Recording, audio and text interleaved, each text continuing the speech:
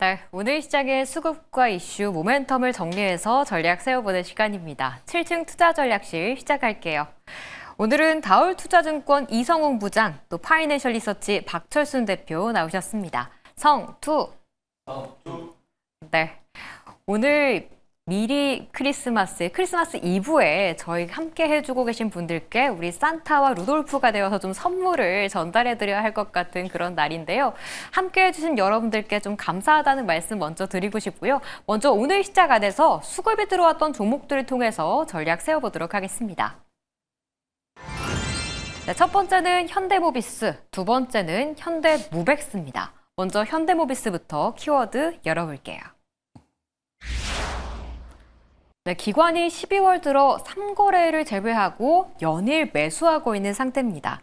주가는 살짝 횡보하고 있는 상태인데 한 단계 더 점프를 만들어줄 만한 내용은 무엇일지 첫 번째 종목으로 전략 세워보겠습니다. 네, 먼저 이성웅 요원부터 한 줄로 평가해 주시죠. 네, 본업과 신사업이 잘 조화되면서 주가에 대한 기대감이 커지고 있습니다. 네, 현대모비스 역시나 저도 같은 생각인데요. 안정적인 본업에 신성장 사업으로 로보틱스 사업 동력을 확보했다라고 말씀드리겠습니다. 네. 오늘 현대모비스에 대한 두 분의 의견이 좀 겹친 것 같기는 한데 사실 저는 이 수급본부 키워드에서 살펴봤듯이 기관에 좀 매집이 꾸준히 들어온다는 점이 좀 구미를 당기게 했거든요. 현대모비스에 대한 모멘텀 어떤 게 있는지 한번 짚어주시죠. 일단은 이제 로봇 사업 부분이라고 볼 수 있어요. 그렇기 때문에 지금 현재 현대모비스가 지금 로봇 사업에 대한 뭐 진출 그리고 이 부분에 대해서 좀 가시적인 성과는 아직까지 나오진 않고 있지만 현대그룹 안에서도 이제 아틀라스가 어떤 출시가 되는 그런 상황에서 이 로봇 사업부에 대한 실적이 잡히는 그 가능성이 점점 높아지고 있기 때문에 기관 쪽에서도 많이 관심을 갖고 있지 않나라고 좀 생각이 좀 되고 있고요. 그렇기 때문에 지금 현대모비스 같은 경우에도 이 액추에이터 어떻게 보면 로봇에 대한 어떤 관절이나 굉장히 중요한 부품이라고 볼 수 있겠는데 이 액추에이터를 이용한 로봇 사업부에 대한 신설 이런 부분이 지금 뉴스에서 계속 나와주고 있기 때문에 이 현대모비스에 대한 시장에서의 관심은 계속 늘어날 가능성이 크다라고 좀 생각이 되고 있고요. 우선 지금 현재 뭐 아틀라스도 그렇지만은 뭐 중장기 로드맵이나 이런 부분이 생각보다 좀 빨리빨리 지금 진행이 많이 되고 있는 상황이거든요. 네. 그렇기 때문에 지금 현대모비스에서는 이 현대그룹 안에서의 현대그룹 쪽에서의 그 혜택도 지금 받고 있다라는 느낌도 많이 좀 크다라고 좀 말씀드릴 수 있겠는데 하지만 지금 현재 이 기본적인 이 그러니까 로봇 쪽에서의 실적은 밸류 측면에서 본다고 한다면 잡히지 않고 있기 때문에 옵션이라고 좀 볼 수 있거든요. 근데 시장에서 이제 로봇과 관련된 종목들 같은 경우가 큰 폭으로 상승세를 좀 보여주면서 현대모비스가 어떤 밸류적인 측면은 좀 많이 좀 올라간 그런 상황이라고 좀 볼 수 있겠고요. 뭐 그렇기 때문에 이런 부분이 좀 지속이 되려고 한다면 말씀드렸다시피 아틀라스 출시도 되고 이런 로드맵에 대한 부분이 자연스럽게 그려져야 되는데 막상 역으로 얘기하게 되면은 이 로드맵이나 이런 로봇과 관련된 좀 일정이 좀 차질이 되거나 또 아니면은 이 실적이 잡히지 않으면은 정말 투자만 할 수밖에 없는 상황이거든요. 그렇죠. 예, 투자만 하고 이 매출이나 이런 부분이 좀 나오지 않게 된다고 한다면은 최근에 그 올랐던 상승 부분은 또 반납할 가능성이 커요. 뭐 그렇기 때문에 지금 현재 본업 쪽에 할 수 있는 어떤 그 자동차 부품 쪽에서의 밸류가 좀 받쳐줘야 어느 정도 변동성을 좀 감안할 수 있다라고 좀 판단되고 있는데 근데 뭐 분위기는 나쁘지는 않습니다. 지금 이 전장화 쪽에서의 실적에 대한 부분만 좀 본 궤도로 좀 올라오게 된다고 한다면은 우선은 전동화 부분 같은 경우에는 지금 기아 쪽에서의 그 전기차 라인업에 대한 부분에 있어서 내년 실적에 대한 기대감이 굉장히 좀 크거든요. 네. 뭐 그러기 때문에 저는 현대모비스가 말씀드렸다시피 밸류만 큰 밸류가 크게 점프한다는 것보다도 지금 이제 시장에서 예상하는 것만 나온다고 한다면 이 로봇에 의한 주가 상승 부분은 계속 유지될 가능성이 있지 않을까라고 좀 판단되고 있습니다.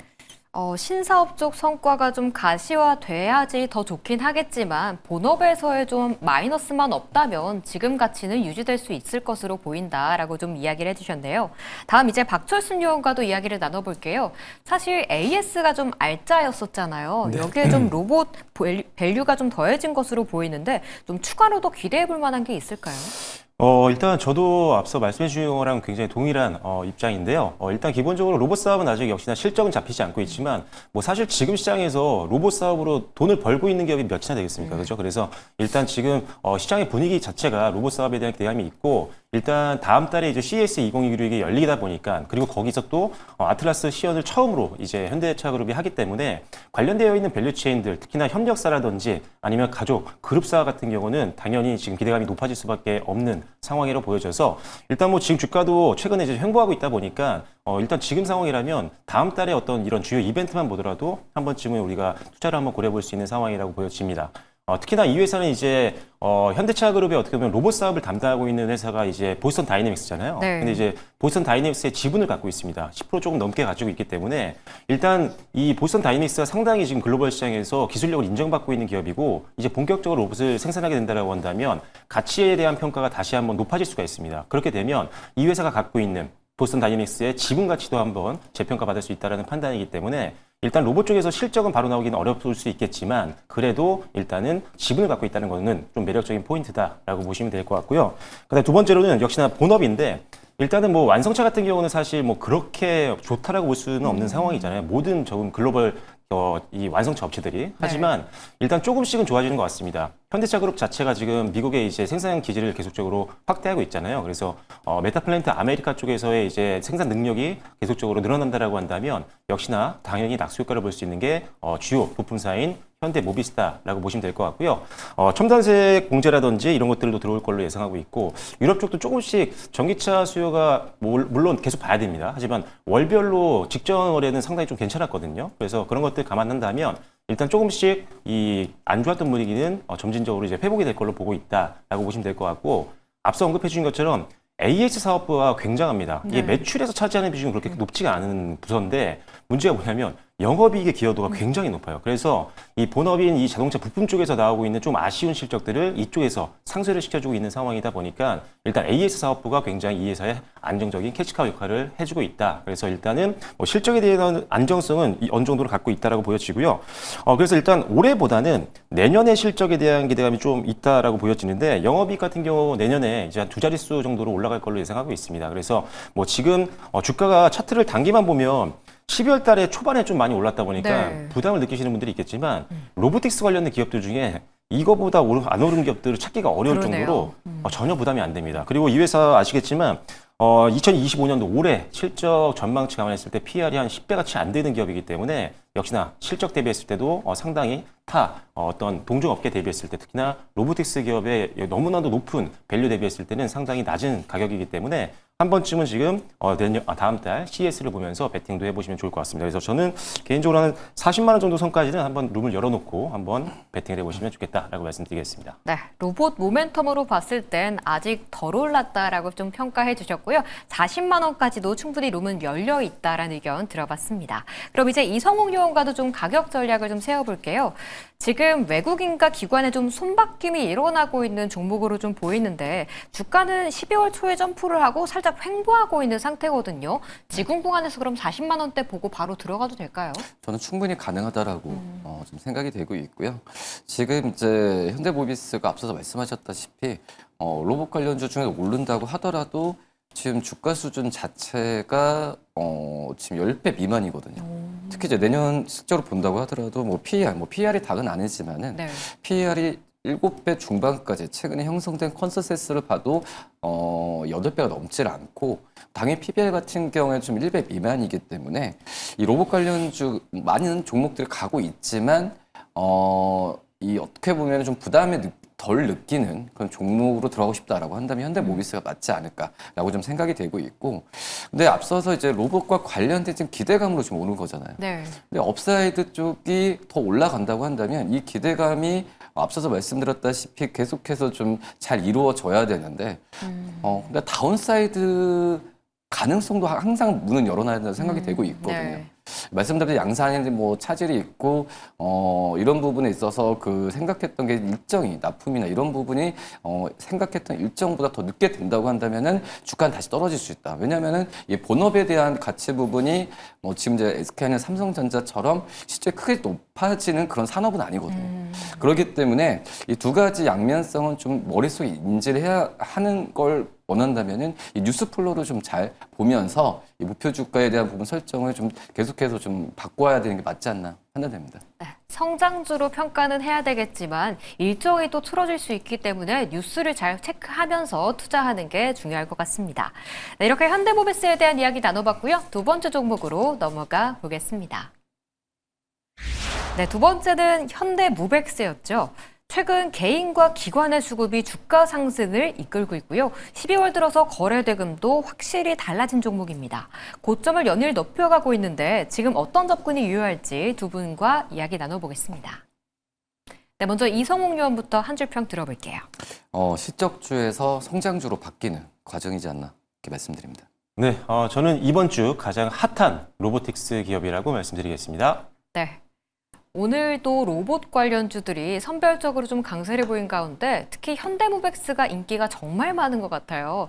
12월 12일부터 하루도 빼지 않고 정말 올라왔던데 지금 구간에선 또 어떻게 접근해야 될지 궁금하거든요. 먼저 박철순 교원의 의견부터 한번 들어볼게요. 네, 일단은 주가가 좀 많이 올라와서 부담을 느낄 수 있는 구간이긴 합니다. 그래서 뭐 너무 큰 비중을 넣기는 좀 어려운 기업이긴 하지만 이미 뭐 고점을 계속 돌파하고 있는 상황이고 상당히 큰 기술적인 저항선이 없기 때문에 일단은 뭐 계속적으로 한번 단기 베팅도 한번 고려해 볼 수 있는 종목이라고 생각이 됩니다. 그래서 일단 확실하게 손절 가격만 잘 정하고 들어간다면 한 번쯤은 뭐 다음 달 역시나 CES라든지 이런 것들을 기대해 보면서 한번 여러분들이 고려를 좀 해보시면 좋을 것 같고요. 일단 이 회사가 이제 인프라 관련된 뭐 자동화 전문 기업이기도 합니다. 스마트 물류라든지 그래서 제조업이라든지 물류라든지 유통 쪽에서 사용되고 있는 로보틱스 관련된 사업을 영위하고 있는 기업이라고 보시면 될 것 같은데요. 지금 주가는 많이 올랐지만 좀 중장기로 본다라고 한다면 기대를 할 수 있는 요소들은 네. 최근에 굉장히 다양한 산업 쪽으로 수주를 따내고 있는 상황입니다. 최근에 이제 한국콜마와 이제 수주를 했던 공급 계약을 체결했던 뉴스를 보신 분들이 아마 있으실 텐데 그래서 뷰티 쪽도 진출을 했지만 추가적으로 뭐 2차 전지라든지 가전이라든지 뭐 ESS라든지 그다음에 뭐 타이어 쪽은 원래 하고 있었지만 뭐 이런 타이어 쪽 같은 경우도 일단은 계속적으로 거래처를 확보를 하면서 하나의 어떤 산업만 하고 있는 게 아니라 다양한 산업 쪽으로 사업을 확장하고 있다는 게 가장 큰 투자 포인트 중에 하나다라고 보시면 될 것 같습니다. 그리고 일단은 지금 최근에도 수주가 좀 많이 들어오고 있는 상황이긴 하지만 여러 기업들과 계속적으로 지금 수주에 대한 논의를 하고 있는 상황이어서 뭐 이번 주만이 아니라 뭐 다음 주라든지 단기적으로도 추가 수주 공시가 나올 수 있는 가능성이 굉장히 높다라는 판단이어서 그런 것들을 감안한다면 역시나 추가 상승 여력은 아직은 조금 남아 있을 것 같다라는 말씀을 좀 드리도록 하겠고요. 자, 그리고 본격적으로 이제 국내 쪽에 대한 어떤 수주가 좀 많았지만 해외 쪽에서의 어떤 수주 확대도 좀 기대를 해볼 수 있는 상황입니다. 이 회사가 일단 기존 고객사가 한국 타이어가 있었는데 네. 아무래도 이 한국 타이어라는 레퍼런스를 갖고 있었기 때문에 해외에 있는 타이어 기업들과도 충분히 이제 딜을 할 수 있는 상황이죠. 왜냐하면 어차피 뭐 제조 공정이 아주 다르진 않으니까요. 그래서 그런 면에서 어떻게 보면 강점을 갖고 있어서 이런 기존에 갖고 있었던 노하우를 가지고 다른 해외에 있는 고객사들을 계속적으로 늘려나가고 있다는 점도 추가적인 성장 모멘텀이 될 수 있다라고 보시면 될 것 같습니다. 자, 그리고 이제 또 추가적인 사업 중에 이 PSD라고 해서 플랫폼 스크린 도어 쪽 사업을 이 회사가 하고 있는데 국내 시장 점유율 선도 기업입니다. 그래서 상당히 좋은 안정적인 사업이고 더 기대가 되는 것들은 이제 호주 쪽에서 이제 공사 완료가 됐는데 해외 쪽에서의 매출이 훨씬 더 높습니다. 아마 현대로템 같은 경우도 이런 비슷한 사업들을 하고 있는데 해외 쪽 전차 사업을 한다고 한다면 훨씬 더 매출이 잘 나오거든요. 그래서 일단은 해외 쪽 고마진 지역에서의 어떤 매출 확대를 기대해 본다고 한다면 이제는 국내뿐만 아니라 해외에서의 성장도 우리가 충분히 중장기로 기대해 볼 수 있는 상황이 만들어졌다라고 보시면 될 것 같습니다. 실적을 잠시 본다라고 한다면 실적도 상당히 기대감이 높아지고 있는 이제 초입 구간이라고 보여지는데요. 일단은 4분기 같은 경우는 계절적인 성수기라고 볼 수가 있습니다. 이 회사 같은 경우는. 그래서 뭐 매출액이라든지 수주 이런 것들을 좀 기대해 볼 수 있을 거라고 보시면 될 것 같고요. 2026년도 영업이익 같은 경우는 올해 대비했을 때 60%에서 뭐 좀 더 좋게 보는 전망 같은 경우는 한 70% 이상까지 바라보고 있는 상황이기 때문에 이런 것들을 감안한다라고 한다면 일단은 뭐 중간에 중장기 투자를 하시는 분들도 눌림을 공략해 볼 수 있는 종목이 될 수 있다. 그래서 단기로 시세가 나왔지만 중장기 베팅하기도 좋은 종목이기 때문에 중간중간 이제 눌림 종목 나올 때마다 중장기 베팅도 한번 고려해 보시면 좋겠다라고 말씀드리겠습니다. 네, 산업군도 여기에다 나라까지도 좀 확장하고 있다는 점을 좀 포인트로 짚어주셨고요. 뭐 투자를 고려하시는 분이라면 중장기적으로 좀 눌림목을 공략해서 담아봐도 좋겠다는 의견까지 들어봤습니다. 다음은 이성욱 요원과도 좀 이야기를 해볼게요. 실적주에서 좀 성장주로 변화하고 있다라고 보셨는데 PER, PBR 보니까 성장주로 봐야 될 것 같더라고요. 네. 그러니까 12월 달에 이제 현대모비스의 그 매출에 대한 포인트가 이제 수주에 대한 부분으로 이제 매출 많이 평가를 많이 하고 있는 상황인데 그만큼 12월에 한국콜마 기점이었죠. 네. 한국콜마에 대한 수주를 기점으로 이 지금 현대모비스에 대한 관심이 좀 높아지고 있는 상황인데, 근데 이제 한국콜마 쪽으로의 이 물류 로봇 시스템을 수주를 받았다는 게 일단은 이 바이오뿐만 아니라 이 K-뷰티 쪽에서의 그 어떤 물류 자동화 시스템을 간다. 단순 진짜 공장 쪽이 아니라 이 어떤 그 일반 다른 제조 산업이 아니라 K-뷰티와 또 관련된 이 약간 어려운 부분 쪽으로도 물류 자동화에 대한 부분을 수주를 했다는 것 자체가 현대모비스의 이 가치를 다시 한번 좀 높이는 과정이 바로 12월에 진행되지 않았나라고 좀 판단이 좀 되고 있고요. 뭐 그러기 때문에 저는 현대모비스가 원래는 그 전에 12월 전에 좀 알고 있었던데 저는 그때는 약간은 이 안정성으로 저는 좀 많이 봤거든요. 유보율이 뭐 1300% 되고 부채 비율도 낮고 뭐 그런 상황에서 뭐 수주에 대한 부분으로 이제 실적에 대한 이 변동성이 나오긴 하지만 저는 이제 실적에서 이제 안정적인 종목으로 항상 인식이 되다가 이제는 이 로봇 쪽에서의 산업에 대한 부분이 이 현대모비스에 들어오면서 다시 성장주로 바뀐 느낌이라고 판단이 돼요. 네. 뭐 그렇기 때문에 이런 부분 앞서 저희가 현대모비스 말씀드렸다시피 기본적인 실적 베이스가 또 재무적으로 안정이 된다고 한다면 이렇게 로봇과 같은 또 유동성으로 주가 많이 오른다고 하더라도 조정폭은 덜 될 가능성이 크다고 판단되거든요. 뭐 그렇기 때문에 우선 로봇 관련주 중에서도 현대모비스는 이 좀 안정적으로 투자할 수 있을 만한 그런 기업이지 않을까라고 좀 판단됩니다. 최근 가파르게 올랐음에도 안정적인 투자처로 보인다라고 좀 이야기를 해주셨는 게 좀 기억에 남는데 그렇다면 지금 구간에서 눌림목을 좀 어느 정도까지 좀 기다려봐야 될까요? 뭐 일단은 지금 저는 이제 보유자 영역이라고 좀 판단이 좀 되고 있어요. 네. 신규 접근이라는 것보다도 물론 신규 접근으로 하기에는 다른 로봇 대비해서도 좀 편하긴 하지만 저는 이제 보유자 영역에서 계속 보유 관점으로 가져가시면 좋지 않을까라고 좀 생각이 되고 있고 글쎄 우선 지금 이제 현대모비스가 신고가를 기록했잖아요.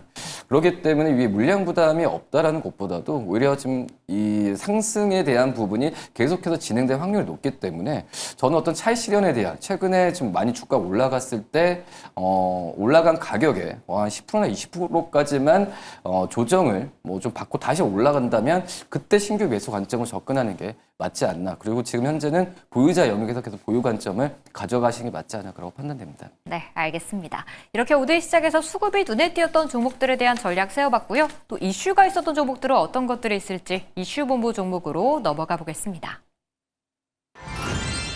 네, 첫 번째는 세아베스틸 지주, 두 번째는 엔캠입니다. 먼저 세아베스틸 지주부터 내용 확인해 볼게요. 정말 스페이스X 모멘텀 지속되고 있는 상태죠. IPO에 따른 낙수 효과를 받을 것이란 평가를 받으며 오늘 시작에서 강세를 보였습니다. 단기간 급등하기도 했는데 증권가에서는 아직도 저평가다라는 내용을 좀 내놓고 있는데요. 어떤 접근이 필요할지 두 분과 전략 세워보겠습니다. 네, 먼저 이성욱 위원부터 한 줄로 평가해 주시죠. 네, 우주항공주로 재평가를 받고 있다 이렇게 말씀드립니다. 네, 세아베스트 주식 굉장히 급등이 나왔었는데요. 자회사가 효자로 변화 중이다라고 말씀드리겠습니다. 네. 우주항공주 어제는 살짝 쉬더니 오늘 또 올라가더라고요. 이 세아베스틸 지주가 사실 초반부터 스페이스X 관련한 뭐 찐 수혜주다 이런 얘기가 나오긴 했는데 어떤 점에 좀 묶여 있는 걸지 이성욱 요원의 의견부터 들어볼게요. 예, 우선 자회사 이 세아 창원 특수강이죠. 저 미국 텍사스주의 이제 템플시에 이 공장에 대한 부분에 있어서 좀 완공이 되고 있는 상황인데, 이 텍사스 특수학군 공장 이쪽이 원래 이제 스페이스 X의 납품처로서 좀 얘기가 많이 나왔기 때문에 스페이스 X와 관련주로서 많이 좀 불거지면서 주가가 좀 많이 가고 있는데, 실제적으로 스페이스 X가 상장은 거의 뭐 기정사실화. 네. 왜냐면 그 무슨 주관사도 정해졌지만 이 미국의 은행들 같은 경우가 경쟁적으로 지금 그 IPO나 이런 부분 했었거든요. 네. 그렇기 때문에 그 전부터 스페이스 상장에 대한 부분은 순서대로 순리대로 갈 가능성이 높다라는 그런 평가가 있었고, 그래서 우리나라 안에서도 이 스페이스 X와 관련주로 좀 많이 얘기가 종목들이 나오는데, 실질적으로 본다고 하면은 이제 미래에셋이죠. 네. 왜냐하면 지분을 갖고 있기 때문에 관련주로서는 가장 미래에셋 그룹이 맞다라고 볼 수 있고, 근데 세아베스 지주 같은 경우에 관련주 그 지분의 상장 효과라기보다도 그냥 스페이스 X의 어떤 사업, 그러니까 우주 뭐 이런 이 산업이 발달했을 때 세아베스 지주의 그런 그 자회사들의 실적이 올라간다는 구조거든요.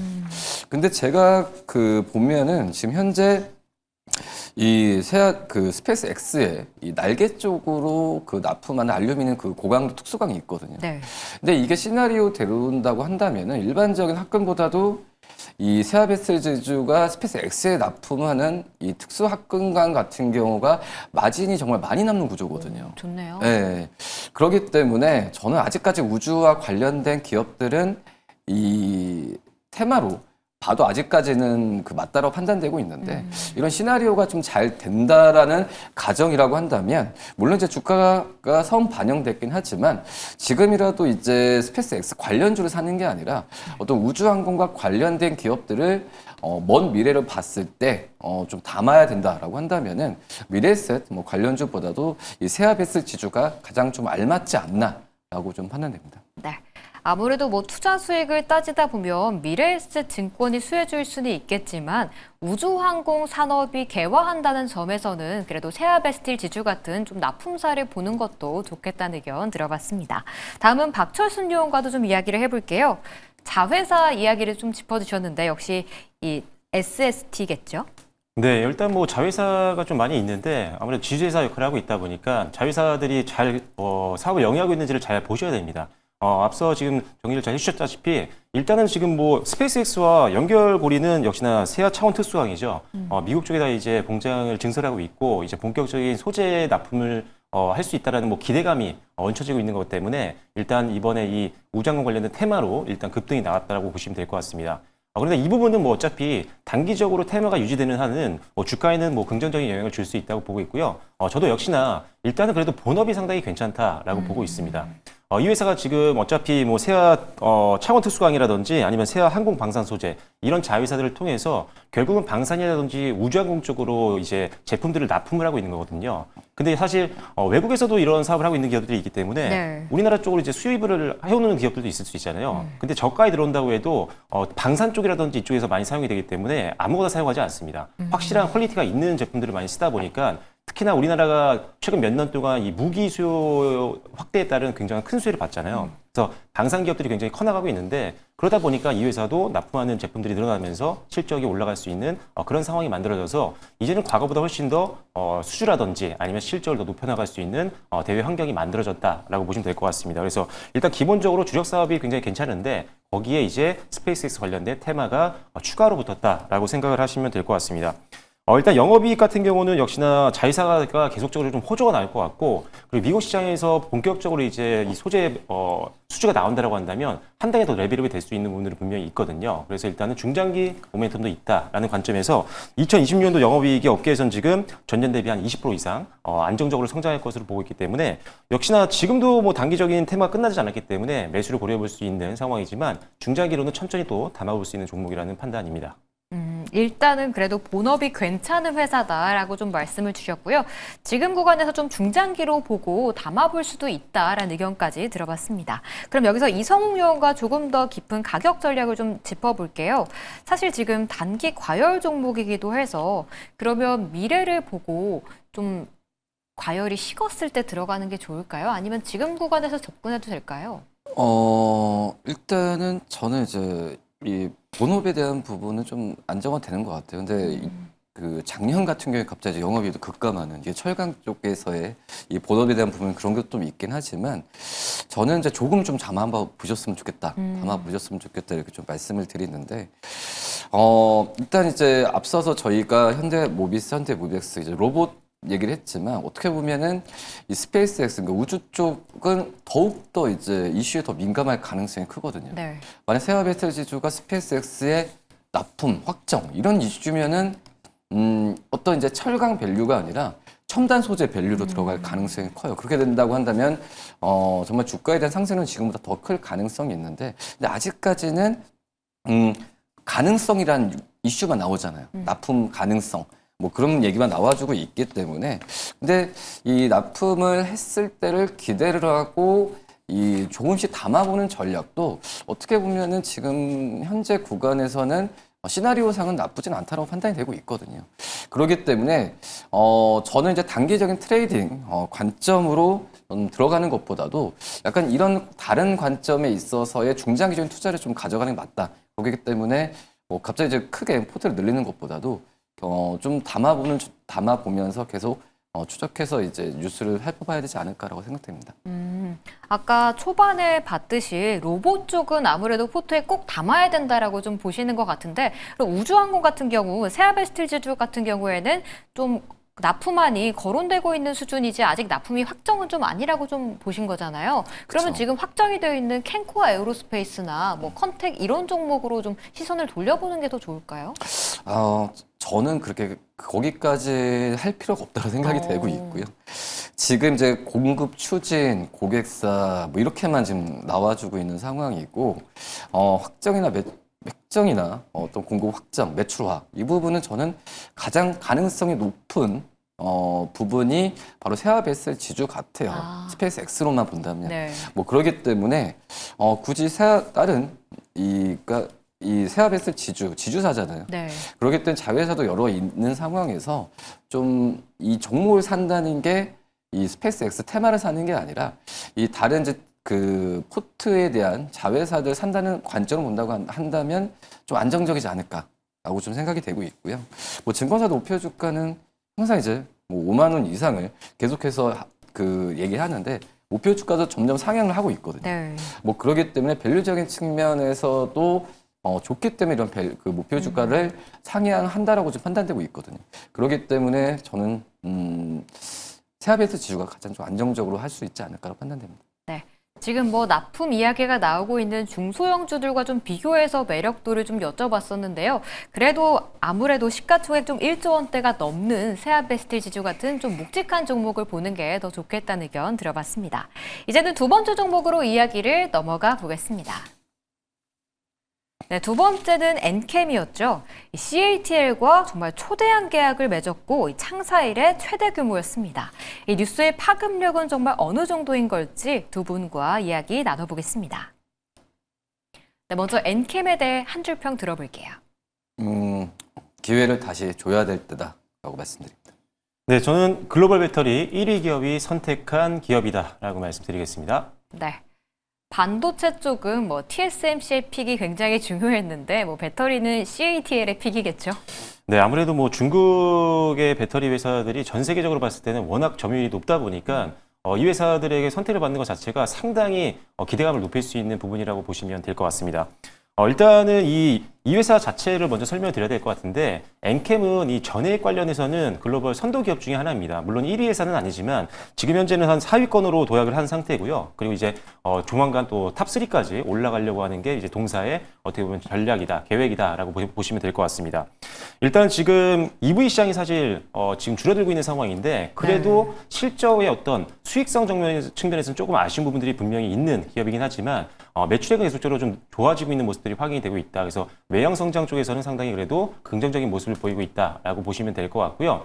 특히나 이제 우리나라뿐만이 아니라 이제 뭐 유럽이라든지 미국이라든지 중국 쪽 주요 생산 거점을 마련해서 본격적으로 이제 조금 전기차 캐즘이라든지 이런 것들이 좀 해소가 되고 난다라고 한다면 가장 또 빠른 회복과 그다음에 성장을 보여줄 수 있는 그런 잠재력이 있는 회사다라고 생각을 하시면 될 것 같습니다. 그리고 이제 전액을 만들 때 원료인 이 리튬 염 같은 경우도 지금 조인트 벤처를 통해서 지금 이제 수직 계열을 완성을 하고 있는 상황이거든요. 그래서 이게 또 수직 계열가 완성이 되게 되면은 아무래도 공급망에 대한 어떤 불안감이 사라질 수밖에 없고 그리고 마진도 더 높일 수 있는 상황이기 때문에 이 부분도 중장기 성장 동력이 될 수 있다라고 생각을 하시면 될 것 같습니다. 그리고 이제 역대 최대 규모의 수주 계약이 터졌죠. 조금 전에 언급해 주신 것처럼 전 세계 배터리 판매량 1위 기업이죠. CATL과 이제 공급 계약을 체결을 했는데 이 내용을 보면 5년 동안 35만 톤, 그러니까 1년에 한 7만 톤 정도를 이제 납품을 하는 거거든요. 네. 이게 어느 정도 규모냐면 작년에 이제 엔캠이 보통 연간 기준으로 한 5만 톤 정도를 이제 납품했었으니까 그것도 뛰어넘는 거예요. 네. 연간으로. 이미 그래서 그게 5년 동안 꾸준하게 들어오는 거기 때문에 상당히 큰 규모라고 생각하시면 좋을 것 같고요. 그 다음에 연결 매출로 봤을 때 지금 엔캠의 작년 2024년도 연결 매출 대비했을 때 한 4배 이상입니다. 그만큼 상당히 큰 규모의 대규모 공급 계약을 체결했기 때문에 이제는 실적에 대한 어떤 불안감을 충분히 어느 정도는 상쇄시켜 줄 수 있는 아주 좋은 호재였다라고 생각하시면 될 것 같습니다.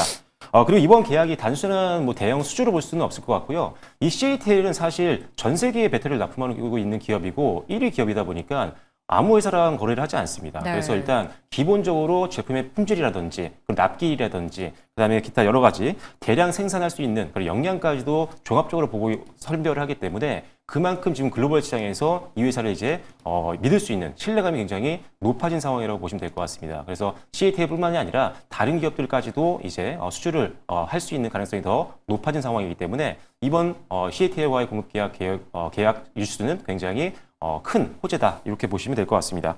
일단은 뭐 실적은 계속적으로 당연히 이번 수주를 통해서 안정화될 것으로 보고 있는 상황이고요. 거기다 이제 캐즘만 조금 더 이제 좀 빠르게 좀 해소가 된다라고 한다면 더 빠르게 올라갈 수 있는 종목이기 때문에 저는 사실 엔캠이라는 종목은 단기로 보는 종목이라기보다는 이제 2차 전지 쪽 그래도 ESS라든지 아니면 이런 쪽으로 이제 어느 정도 실적들이 나오기 시작을 했잖아요. 네. 그래서 중장기로 담아보기에 가장 좋은 섹터 중에 하나가 저는 2차 전지로 보고 있는데 그중에 이미 이런 대규모 공급 계약을 체결한 엔캠 같은 경우는 단기가 아니라 중장기로 이제 베팅하기 좋은 그런 종목이다라고 말씀을 드리겠습니다. 네, 리튬이온 수직 계열화를 좀 완성하고 있다는 점도 긍정적으로 보이고 그 가운데 이번 수주로 인해서 좀 글로벌 시장에서 레퍼런스를 좀 체결했다는 점에 긍정적인 점수를 좀 주고 계시네요.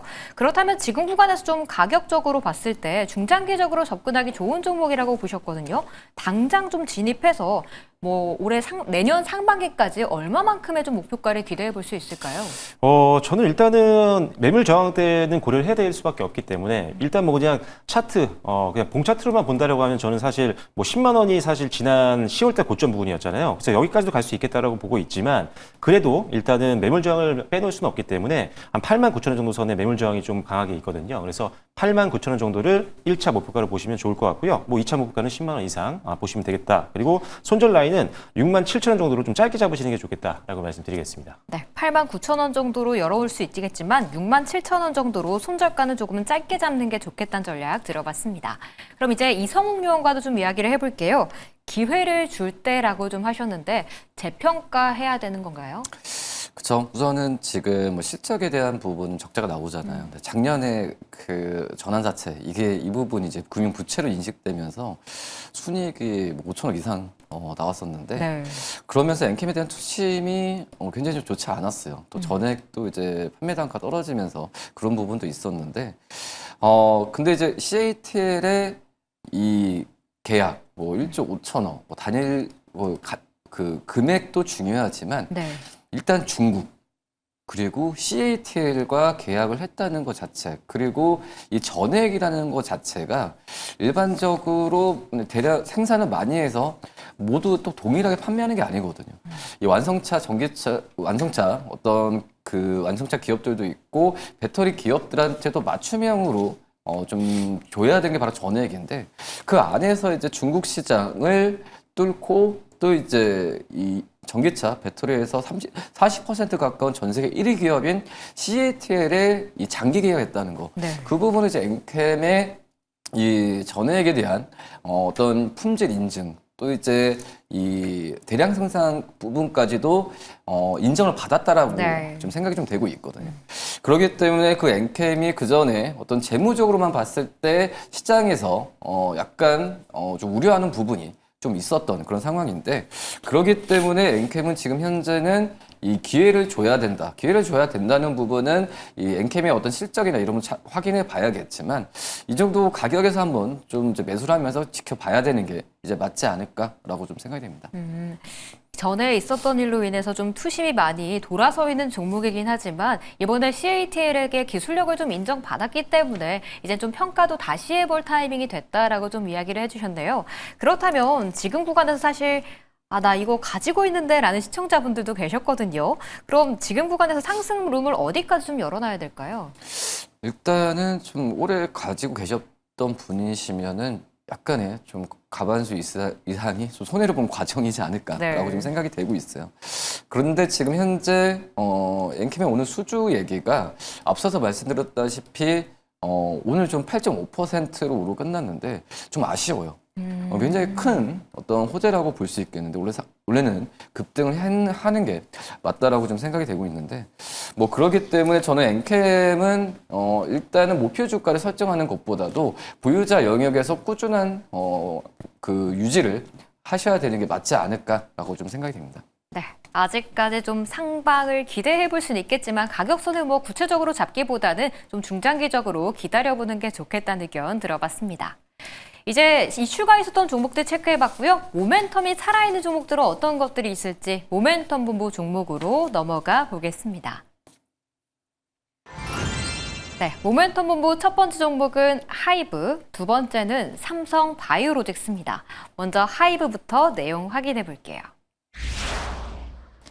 네, 내년에 드림 콘서트가 이 중국 전역에 송출된다는 소식에 엔터주들 좀 반응을 보이기도 했죠. 대표 종목인 하이브의 또 모멘텀은 어떤 걸로 봐야 될지 두 분과 이야기 나눠보겠습니다. 네, 먼저 이성웅 요원부터 한 줄로 평가해 주시죠. 역시 이제 엔터 업종에서 대장주는 하이브가 될 것이다, 이렇게 좀 말씀드립니다. 네, BTS 그들이 돌아옵니다. 왕의 귀환이라고 말씀드리겠습니다. 네. 역시 뭐 엔터하면 하이브 이야기를 안 할 수 없을 것 같은데 내년 모멘텀 또 어떤 게 살아있는지 짚어주시죠.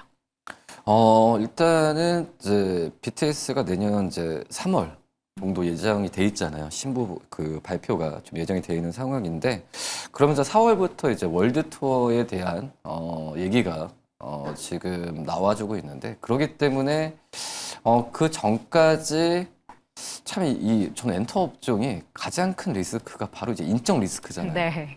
어떤 이제 그 위에 어떤 CEO나 어떤 수장들의 그런 좀 법적인 부분, 또 이제 뭐 잘 되어가는 과정이지만 뭐 뉴진스나 뭐 여러 가지 좀 인적 리스크가 저는 엔터 업종에서 그 투자할 때, 매수할 때 가장 걸림돌 생각이 되고 있거든요.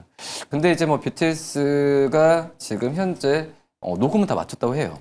예, 그래서 이제 3월달 나오고 이 부분에 있어서 진행만 잘 된다고 한다면은 저는 하이브의 주가는 이제 올해도 한 뭐 5일도 안 남았잖아요. 근데 올해도 이제 올해 지나고 1, 2월 달에 주가가 다시 한번 좀 올라갈 가능성이 크지 않을까라고 좀 생각이 되고 있고요. 근데 이제 뭐 하이브 같은 경우가 뭐 BTS도 있고 하지만 지금 현재 이 수익 구조가 뭐 위버스나 여러 이제 그 메타 쪽과 많이 연결을 많이 하이브가 좀 투자를 많이 했었거든요. 네. 그렇기 때문에 지금 저는 하이브가 어떤 그 소속 그룹 가수 이쪽으로 하는 게 아니라 약간 엔터테크 기업의 느낌이 많이 들거든요. 그런 걸로 이제 변신하는 과정이라고 좀 판단이 되고 있고, 그런 부분은 이제 다른 엔터 기업들도 잘 하고 있지만 이 엔터 기업들, 그러니까 엔터 대표제 사사잖아요. 사사 중에서는 이 어떤 새로운 사업 쪽에서의 발빠르게 가장 하고 있는 게 하이브라고 지금 생각이 되고 있거든요. 그렇기 때문에 단순 엔터 업종에서의 뭐 BTS처럼 어떤 그룹의 월드 투어, 뭐 신부 음반 판매 이런 부분으로 기대하는 게 아니라 하이브가 어떤 종합적인 엔터테크 기업으로 돌아선다면은 이 엔터 4개 기업들 중에서는 저는 가장 좀 가능성이 있다라고 좀 생각이 좀 되고 있고요. 네. 뭐 그런 부분을 본다고 한다면 지금 현재 이 하이브를 저는 주가가 지금 많이 오르지 않은 아직도 덜 많이 올랐다고 느낌이 안 들거든요. 네. 그렇기 때문에 저는 매수 관점으로 이 하이브를 좀 진입할 필요가 있지 않을까라고 좀 생각이 됩니다. 네. 뭐 여러 IP들도 있겠지만 위버스를 또 잘 진행하고 있기 때문에 엔터테크까지도 봐야 한다라고 좀 호평을 주셨는데요. 다음은 박철순 요원의 이야기도 들어볼게요. 엔터 쪽 잘 하시잖아요. 네, 제가 하이브랑은 일을 안 해봤는데, 네. 네, 나머지는 다 일을 해봤습니다. 근데 하이브를 저는 굉장히 좋게 보고 있는 게, 일단은 뭐 앞서 말씀해 주신 것처럼 BTS라는 가장 어떻게 보면은 메가 IP죠. 가장 수익성이 좋았던 BTS가 이제 컴백을 하기 때문에 그것도 이제 기대감만 있는 게 아니라 거의 이제 날짜까지 확정이 된 상황이기 때문에 본격적인 실적 성장을 내년 1분기부터 우리가 기대를 해볼 수 있다. 근데 3월에 이제 신보가 나오기 때문에 오히려 4월이 진행이 되는 2분기 때부터는 확실한 계단형 실적 성장을 좀 기대해 볼 수 있을 것 같고요.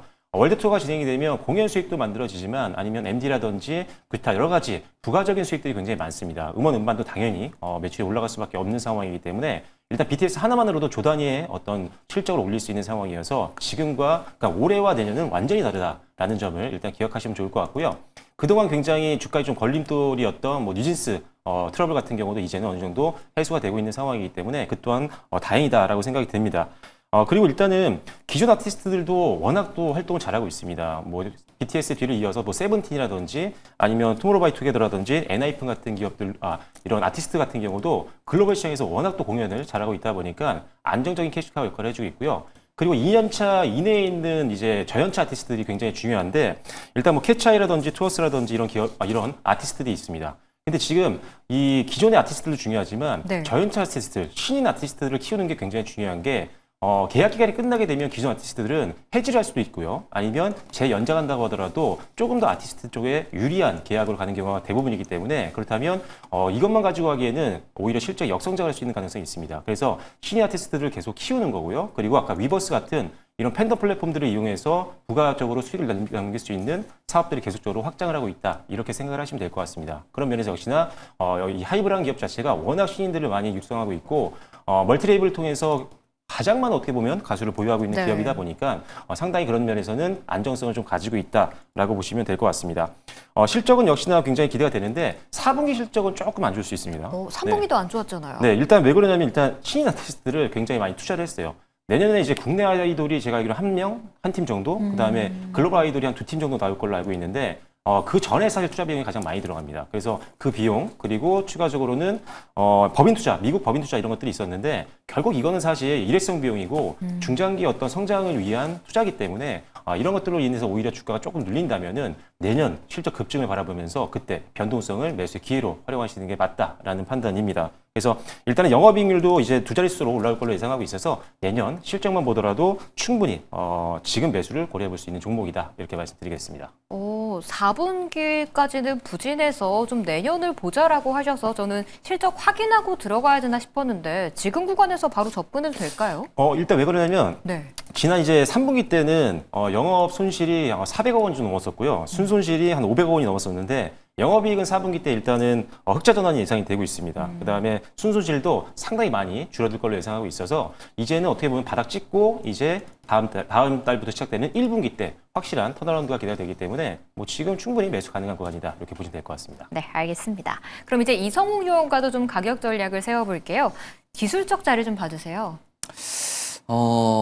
기술적 뭐 괜찮습니다. 지금 현재는 뭐 급등하는 부분도 좀 아니고 일단은 지금 현재 U자형 반등으로 좀 가고 있기 때문에 어떤 급격한 반등은 아닌 것 같아요. 네. 네. 그리고 지금 실적으로 얘기를 하게 되면은 솔직히 SM이 낫죠. 실적으로 본다고 한다면. 근데 말씀드렸던 이제 모멘텀이나 이런 부분은 하이브가 제일 좀 좋다라고 좀 판단이 돼요. 물론 이제 실적적인 측면이나 이런 부분을 할 수 있겠지만 결국 뭐 3분기 때 이제 미국 법인 쪽에서의 투자 비용이나 이런 부분이 좀 마이너스가 났지만 결국은 이 투자를 해야 뭔가 성과 나오는 상황이거든요. 거기에 이제 내년에 BTS라는 흥행이 보장된 그룹까지도 나온다고 한다면은 지금 현재는 엔터 4사 중에서도 좀 모멘텀은 가장 하이브가 있다라고 판단되고 있고, 그래서 증권사 같은 경우에도 하이브의 좀 목표 주가를 40만 원 이상으로 계속 유지를 하는 것도 물론 이제 BTS 효과도 있긴 하겠지만 이런 모멘텀에 대한 긍정적인 전망을 계속 내놓거든요.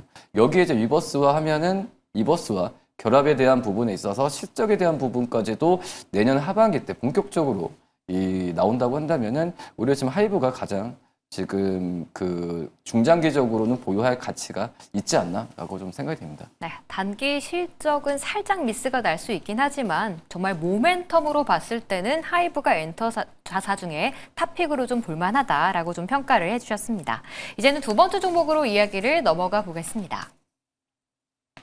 네, 두 번째는 삼성 바이오로직스였죠. 미국 공장 인수 공식화와 함께 대규모 수주에도 성공했습니다. 그렇지만 주가는 살짝 쉬어가고 있는데 지금이 기회일지 전략 세워보겠습니다. 네, 먼저 이성욱 요원의 한 줄평 들어볼게요. 네, 뭐 생물보안법 현실화에 대한 부분에 수혜해주지 않을까라고 생각됩니다. 네, 저도 좀 풀어서 설명을 드리면 비슷한 내용인데요. 빅파마 공급망 다변화 정책 최대 수혜주다 이렇게 말씀드리겠습니다. 네. 근데 12월 들어 좀 제약바이오가 살짝 부진한데 삼성바이오로직스 내년 기대해봐도 될지 먼저 박철순 요원의 포인트부터 들어볼게요. 네, 일단 저는 제약바이오 지금 담아야 될 때라고 보고 있는 게 일단은 로봇이라든지 우주항공이라든지 최근에 이제 테마성 종목군으로 쏠림이 좀 있었다 보니까 네. 제약바이오가 좀 쉬어갔지만 이제는 뭐 JP모건 헬스케어를 앞두고 있는 상황이기 때문에 다시 한번 불이 붙을 수 있는 가능성이 분명히 있다라고 보여집니다. 어느 정도 기간조 정도 있었던 종목들이 많았기 때문이죠. 그래서 실질적으로 다음 달 이제 1월 이제 달에 이제 JP모건 헬스케어라고 하는 가장 큰 제약 학회가 열리죠. 네. 여기 이제 1,500개 정도 되는 제약바이오 기업들이 다 같이 미팅을 하게 되는 건데 여기가 중요한 이유는 가장 큰 학회이기도 하지만 실질적으로 미팅에서 이제 계약 체결이라든지 기술 이전이라든지 이런 성과로 이어지는 경우가 많습니다. 과거에 뭐 ABL 바이오도 있었고요. 한미약품이라든지 여러 기업들이 실질적으로 여기서 계약을 성사시켰던 경우가 많이 있었거든요. 그래서 이번에 참여하는 기업들 이번 JP모건 헬스케어뿐만 아니라 내년에도 그 내후년에도 여기에 참여하는 기업들은 항상 주식하시는 분들이라면 항상 관심이 필요하다라고 보시면 될 것 같습니다. 그래서 일단 삼성바이오로직스 같은 경우는 이번에 메인 트랙에서 참여를 하기 때문에 가장 또 관심이 좀 몰릴 수 있는 종목이어서 JP모건 헬스케어를 통해서 수급과 관심이 몰릴 수 있다라는 점 기억하시면 좋을 것 같고요.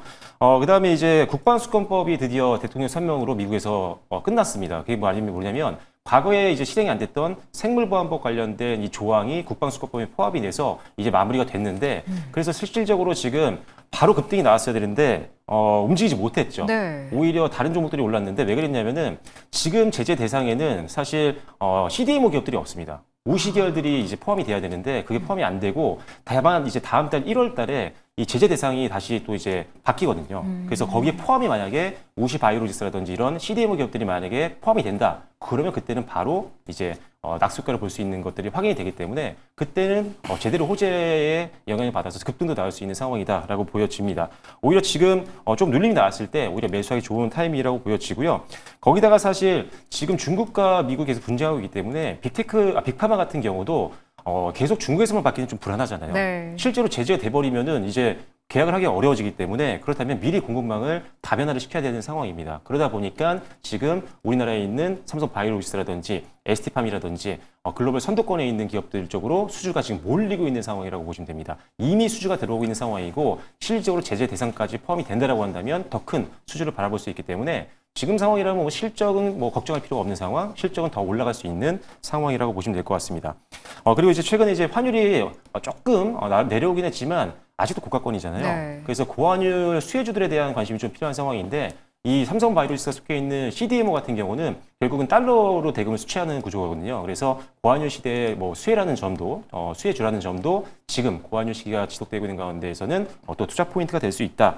그런 부분 때문에 저는 일단은 지금 오히려 최근에 조금 낙폭이 계속 깊어지고 있는 상황이긴 하지만 그래도 충분히 조금씩 분할 매수로는 좀 담아갈 수 있는 구간이다라고 말씀드리도록 하겠습니다. 네.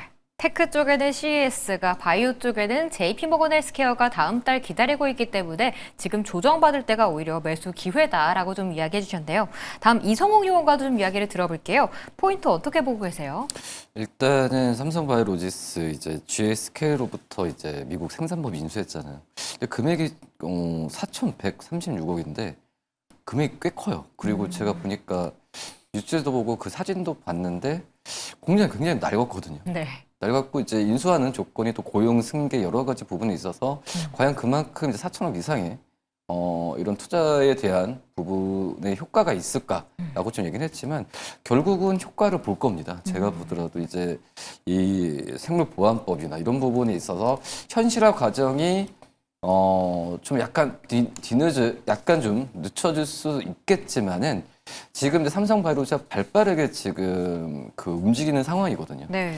그렇기 때문에 당연히 뭐 중국 쪽에서의 CDMO 기업에 대한 제재는 들어간다면은 결국은 미국 현지에서 생산하는 이 의약품에 대한 수요도는 자연스럽게 더 올라갈 가능성이 크다고 판단되고 있고, 근데 삼성바이오로스가 이 미국 쪽에서의 이 인수뿐만 아니라 또 송도에서 또 이제 공장이나 설립 이런 부 얘기하고 지금 하고 있거든요. 네.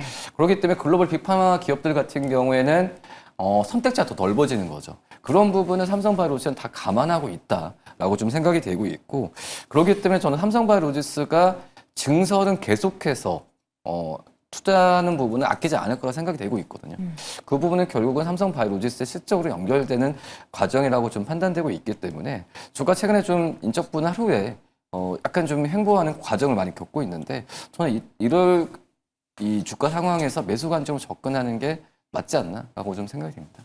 미국에 좀 공장이 없다라는 점을 사실 약간 약점으로 꼽기도 했었는데 이번에 공장 인수하면서 현지 거점을 마련했다는 점도 좀 점수를 줘야 될 것 같네요. 지금 구간에서 좀 저점 매수해봐야 된다라고 좀 보셨는데 지금 한 21선 근처까지 좀 내려온 상태거든요. 네. 지금 당장 뭐 접근해도 될까요? 저는 괜찮다고 봐요. 근데 이제 삼성바이오로직스가 급격하게 매수한 다음에 급격하게 바로 올라가는 올라갈 종목은 아니죠. 네. 가진 않을 거예요. 그렇기 때문에 오히려 주가가 좀 떨어지면은 좀 물량을 좀 많이 좀 잡는다는 관점으로 주가 떨어질 때마다 좀 관심을 계속해서 가져가는 게 맞다라고 좀 생각이 되고 있고요. 뭐 그러기 때문에 뭐 급할 필요는 없습니다. 뭐 오늘이나 어제처럼 주가 떨어졌을 때 조금씩 매수하는 전략 이 부분 맞지 않나라고 좀 생각됩니다. 네, 알겠습니다. 이렇게 모멘텀 본부의 삼성바이오로직스 이야기까지 좀 나눠봤고요. 종목 리뷰부터 한번 해볼게요. 먼저 박철순 의원의 일동제약이 목표가를 또 달성했습니다. 수익률 50.4% 기록하고 있거든요. 정말 이 개인 투자자분들의 사랑을 잔뜩 받고 있는 종목인데 지금 또 다시 올라가는 것 같아요. 오늘 조금 힘을 좀 내주다가 장중에 좀 윗꼬리를 달아서 좀 아쉬웠습니다. 왜 그러냐면 일동제약이건 어떤 종목이건 좀 한번 좀 견인해주는, 좀 끌어주는 제약바이오를 그런 흐름을 좀 기대했었는데 네. 조금 아쉽게 되긴 했지만 그래도 오늘 이 시장에서 한 5%대 후반으로 마무리된 거는 상당히 긍정적이라고 보여지고요. 일단 뭐 일동제약은 비만 치료제 관련된 기대감이 가장 높은 종목들 중에 하나이기 때문에 역시나 이 제약바이오 섹터에서는 가장 우리가 주목해야 되는 대표 종목 중에 하나다라고 보시면 될 것 같고요. 기대가 되는 거는 이제 개인적으로는 이 다른 이제 빅파마들이 이 경구용 비만 치료제 기술에 대해서 너무나도 지금 목이 마릅니다. 최근에 이제 화이자랑 이제 노보노디스크가 싸웠을 정도로 그만큼 지금 치열한데 지금 노보노디스크가 지금 아무래도 좀 불똥이 떨어진 것 같아요. 네. 그러다 보니까 이런 것들이 우리나라에서 이 비만 치료제, 특히나 경구용 비만 치료제 관련된 기술을 갖고 있는 기업들 쪽으로는 하나의 어떤 기술 이전이라든지 이런 것들에 대한 호재를 좀 기대해볼 수 있지 않을까라는 기대감이 있어서 일단은 계속적으로 좀 들고 있어야 되지 않을까라는 생각입니다. 그리고 이제 항암제 베나다파릭 같은 경우도 일단은 기술 수출을 계속 하고 있는 상황이기 때문에 이 부분도 안정적인 캐시카우 역할을 해주고 있다라고 보시면 될 것 같습니다. 그래서 일단 기존의 목표가를 한번 터치하고 다시 눌렸다가 이제 반등 다시 나오는데요. 네. 2차 목표가로 제시해드렸던 일단 45,000원 다시 한번 재도전 한번 해보시는 걸로 생각하시면 좋을 것 같고요. 여기서 전고점에서 저항 나오면 그때는 현금 한번 시켜보시고 다시 눌림목 기다리셨다가 반등 나올 때 재매수 고려해보시면 좋을 것 같습니다. 네, 알겠습니다. 그렇다면 이제 내일은 휴장으로 쉬어가기에 금요일 시초가의 공략해볼 종목은 어떤 게 있을지 먼저 이성웅 의원부터 하나 들어볼게요. 저는 이제 AU 브랜즈 종목을 락피쉬 맞나요? 네, 외도예요. 네. 원래는 이제 지금 추우니까 어그 이런 거 많이 신잖아요. 근데 원래 그 전 같은 경우 레인부츠나 이런 어구도 예쁜 거 많더라고요. 네, 근데 이제 원래는 이제 레인부츠였는데 한마디로 그래서 웨더웨어라고 하는 게 이제 계절마다 이제 내놓는 브랜드나 이런 부분이 많이 틀린데 그만큼 이제 AU 브랜드가 그 웨더웨어라는 그 그 단어 자체를 본다고 하더라도 단순 어떤 제품을 만들어 파는 것보다도 뭐 브랜드 또 이제 상황 뭐에 맞춰서 발빠르게 대처를 하는 그런 회사라고 좀 생각이 되고 있거든요. 브랜드 마케팅도 그렇고 여러 그 다양한 어떤 공략에 대한 부분에 있어서 잘 하는 그런 기업이라고 좀 볼 수 있겠는데 그런 부분이 좀 시작이라고 좀 생각이 되고 있어요. 그렇기 때문에 뭐 의류, 섬유 그런 기업들의 주가가 그렇게 좋지 않거든요. 네. 뭐 하지만은 이제 웨더웨어가 이 안에서도 많이 독보적인 어떤 사업 활동을 많이 벌이고 있는 상황이기 때문에 저는 이제 AU 브랜드는 조금 소량이라도 좀 현재 관심을 가지는 게 맞지 않을까라고 좀 생각이 되고 있고요. 네. 오늘 22,500원으로 끝났는데 1차적 목표가 25,000원을 좀 말씀을 드리고 주가가 만약 25,000원 올라가면은 추가적인 매수도 가능하다라고 말씀드리고 손절가 2만 원 말씀드리도록 하겠습니다. 네. AU 브랜드 같은 경우에는 상당히 좀 트렌드한 종목이라는 좀 생각이 들기도 하는데요. 목표가 25,000원, 손절가 2만 원 짚어주셨습니다. 다음 박철순 요원의 종목도 하나 들어볼게요.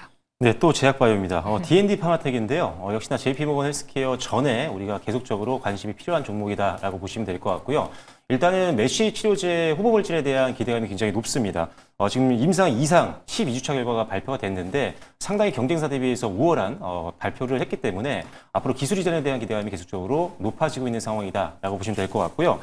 그리고 이제 기술 수출 협상을 하기 위한 핵심 조건이 어떻게 보면은 48주차 조직 생검이거든요. 이게 이제 내년 이제 1, 2분기 중에 발표가 예정이 되어 있는 상황이기 때문에 중장기 모멘텀도 좀 가지고 있다라고 보시면 될 것 같습니다. 그다음에 이제 역시나 이 회사도 비만 치료제 관련된 기술을 갖고 있죠. 특히나 이제 오랄링크라는 이 펩타이드 경구용 펩타이드 플랫폼을 갖고 있는데 요거는 지금 이제 메세라에 이제 기술 이전을 했습니다. 그리고 이 메세라를 화이자가 인수를 했죠. 그래서 아까 일동제약 같은 경우가 노보노디스크가 인수를 할 수 있는 가능성이 있다라고 한다면 이 회사는 화이자가 메세라를 인수해서 파트너사를 인수가 당했기 때문에 훨씬 더 안정적인 상황에서 개발할 수 있는 그런 상황이 만들어졌다고 보여집니다. 그래서 일단 화이자 인수에 따른 가장 큰 낙수 효과를 볼 수 있는 게 바로 D&D 파마텍이다라고 보시면 될 것 같고요.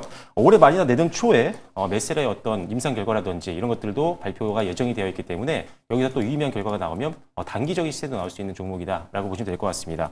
지금 횡보 구간에 계속적으로 있기 때문에 크게 뭐 부담이 없는 그런 가격대여서 일단 지금도 분할 매수 관점 접근 가능하다고 보고 있고요. 목표가 제시를 해드리면 일단은 단기적으로 11만 원으로 제시를 해드리도록 하겠고요. 손절 라인으로는 7만 5천 원으로 제시해드리도록 하겠습니다. 네, 좀 D&D 파마텍도 일동제약만큼의 수익률이 날 수 있을지 좀 기대해봐야 될 것 같고요. 목표가는 11만 원, 손절가 7만 5천 원 짚어주셨습니다. 네, 오늘 두 분의 의원들과 오늘장 그리고 금요일장에 활용해볼 만한 전략들 세워봤는데요. 투자에 잘 활용해보시길 바라겠고요. 두 분은 여기서 보내드릴게요. 오늘 말씀 감사합니다.